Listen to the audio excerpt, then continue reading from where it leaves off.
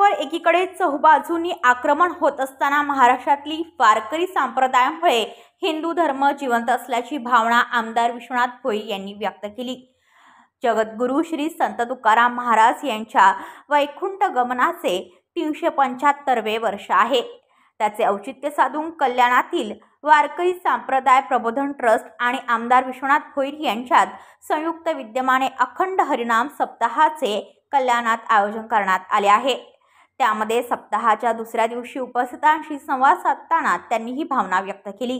साधारणपणे 30 वर्षांपूर्वी आपण या वारकरी संप्रदायाच्या संपर्कात आलो आणि आपली संपूर्ण विचारधाराच बदलून गेली।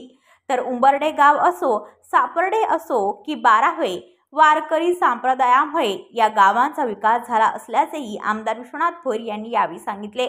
तर या हरिनाम सप्ताहाच्या निमित्ताने महाराष्ट्रातील दिग्गज कीर्तनकारांचे कीर्तन या ठिकाणी होणार आहे। या दिग्गज कीर्तनकारांच्या मुखातून ही संतवाणी ऐकण्याची सुवर्ण संधी कल्याणातील अध्यात्मप्रेमी नागरिकांनी गमावू नये असे आवाहनही आमदार विश्वनाथ भोईर यांनी केले आहे। 13 ऑगस्ट पर्यंत चालणाऱ्या या अखंड हरिनाम सप्ताहात देहू येथील गाथा मंदिराचे अध्यक्ष हबप गुरुवर्य पांडुरंग महाराज घुले, हबप यशोधन महाराज साखरे, हबप ज्ञानेश्वर महाराज शिंदे, हबप प्रमोद महाराज जगताप यांचे कीर्तन होणार आहे। यावेळी विधानसभा संघटक प्रभुनाथ भोईर, उपशहर प्रमुख सुनील खारुक, माजी नगरसेवक जयवंत भोईर यांच्यासह वारकरी संप्रदायातील अनेक मान्यवर मंडळी उपस्थित होते।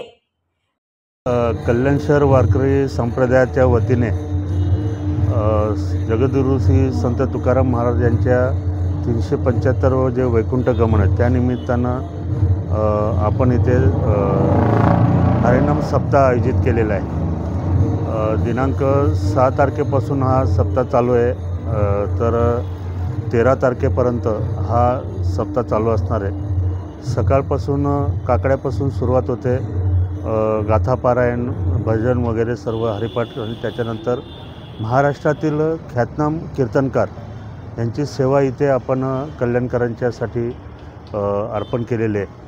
समस्त कल्याणकर बंधू भगिनींनी ह्या हरिनाम सप्ताहाचा म्हणजे इथे हजेरी लावून ह्या कार्यक्रमाचा आस्वाद घ्यावा।